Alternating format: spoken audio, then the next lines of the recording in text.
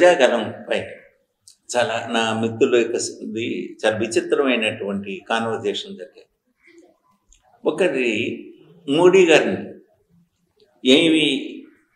ఏమి హామీలు ఇవ్వలేదు అని చెప్పేసి ఒక ఆయన అంటే, రెండో ఆయన అన్నాడు అసలు మాకు అది ఇవ్వండి ఇది ఇవ్వండి అని చెప్పేసి ఎవరు అడిగారు. అసలు హామీలు ఇవ్వటానికి కానీ ఆయన అడగటానికి కానీ అవసరం ఏంటి? ఆయన యొక్క ఆ కూటమిలో భాగస్వామి అంటే మిగతా ఇద్దరికి ఎంత బాధ్యత ఉంటుందో ఈయనకి అంతే బాధ్యత ఉంటుంది. అలాగే ప్రధానిగా ఈ రాష్ట్ర అవసరాలు ఆయనకు తెలుసు. అందువల్ల ఒకళ్ళు ఎవరు అడిగారని చెప్పేసి ఆయనకి కోట్లాది మందికి అనమాట 5 సంవత్సరాల వరకు ఉచిత ఆహారం ఇస్తున్నాను అన్నాడు. ఎవరు అడగలేదు. అట్లాగే ఏది రైతులకి సబ్సిడీలు కానీ లేకపోతే ఈ యొక్క ట్రాక్టర్లు కానీ ఇవన్నీ కొన్ని పనిముట్లు ఇప్పుడు ఇచ్చారు.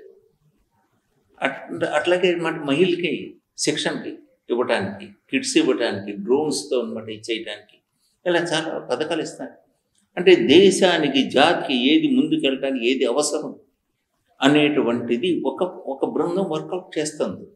ఇదిగో విలువ అంటే ప్రతి 1 కోటి మందిని నేను మహిళల్ని లక్షాధికారులను చేయాలి అని చెప్పేసి అంటే అక్కడ పావర్టీ లైన్ నుంచి బయటికి రావాలి.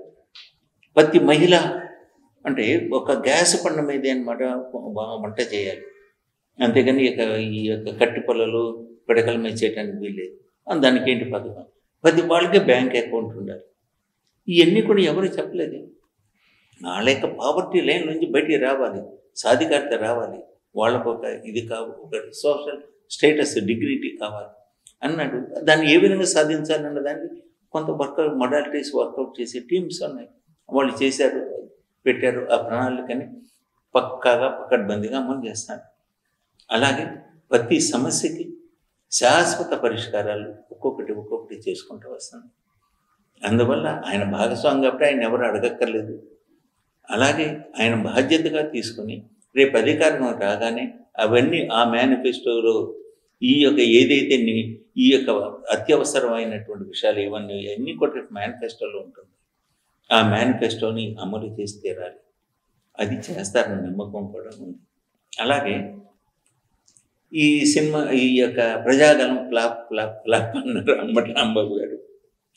ఎంత ఫ్లాప్ అని చెప్పండి మీరు.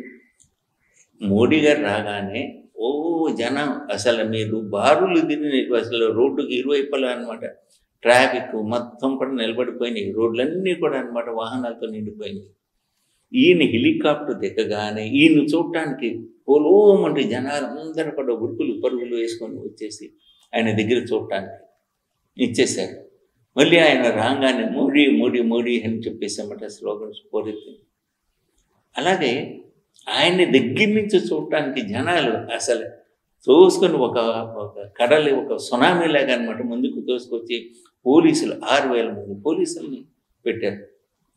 ఆ పోలీసు బలగాన్ని వాలంటీర్లు వీళ్ళందరినీ తోసుకుని ముందుకి ఒక ప్రజావాహినిలాగా వస్తే అప్పుడు మోడీ గారి ఆఖరికి లైట్లు పెట్టినటువంటి పోల్స్ మీద కూడా జనం ఎక్కారు. ఆయన అనమాట స్పష్టంగా చూద్దాం. ఆయన అంత ఖరీదు ఉంది. ఒక సినిమా ఫంక్షన్ కానీ ఒక రాజకీయ మీటింగ్ కానీ ఎంత జనం వస్తే ఎంత తొక్కిసలాట ఎంత ఇది ఉంటే అంత జోష్ ఉంటుంది. అది వాంఛనీయమా అంటే కాదు. అయినా జరుగుద్ది. ఆ క్రికెట్స్లో ఆ యొక్క క్యూలో నిలబడి పూర్వం ఇప్పుడంటే ఆన్లైన్ వచ్చింది కాబట్టి లేదు.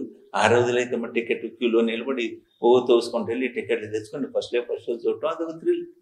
అట్లాగే ప్రధానమంత్రి మోడీని చూడటానికి ఆ జనాలు అంతా వచ్చారు. జనాలు అన్ని వాహనాలతో అన్ని లక్షల మంది వచ్చారు. ఎవరు తీసుకొచ్చినటువంటి దీని కానీ ఆర్గనైజేషన్ లేదు. ఇంకా చెప్పాలంటే అందరికీ కేవలం మంచినీళ్ళు మజ్జిగ మాత్రమే అందింది. ఆహారం కూడా దొరకలేదు. అయినా వాళ్ళు చాలా ఓపికగా ఉండేసి వెళ్ళారు. అయితే ఈ యొక్క ప్రచారం ఆయన అది ఇవ్వలేదు ఇది ఇవ్వలేదు అనేటువంటి ప్రచారం ఆయన యొక్క అంతరార్థం ఎందుకు ఇవ్వలేదు, ఎప్పుడు ఇస్తారు, ఏమిటి అనేటువంటిది వాళ్ళు ఏమి ఇస్తారు అనేటువంటి మేనిఫెస్టోలో చెప్తారు. మేనిఫెస్టోలో చెప్పినట్టు హామీ ఇచ్చినట్టే ఆ అమలు జరిగి తీరినట్టే జమ్మలు జరిగి తీరుతుంది. కాబట్టి ఫ్లాప్ అనేటువంటి కాదు, గ్రాండ్ సక్సెస్. ఎంత గ్రాండ్ సక్సెస్ అంటే జనం అంతా కూడా వెళ్ళి మీద పడటం వల్ల మైకులు కూడా పనిచేయలేదు. ఆయన యొక్క ల్యాండ్ ఆర్డర్ ఎక్కడ అదుపు తప్పిపోతుందని చెప్పేసి వచ్చిన ముఖ్య అతిథి లేసి బాబు మీరు కూర్చోంటారు అని చెప్పేసి ఆయన ఆయన పబ్లిక్ని కంట్రోల్ చేసుకోవాల్సినంత సక్సెస్ అయింది. ఎక్కడ జరుగుతుంది? ఎన్ని మీటింగ్స్లో ఎక్కడ జరుగుతుంది ఇంత ఆ ప్రజా సందోహాన్ని?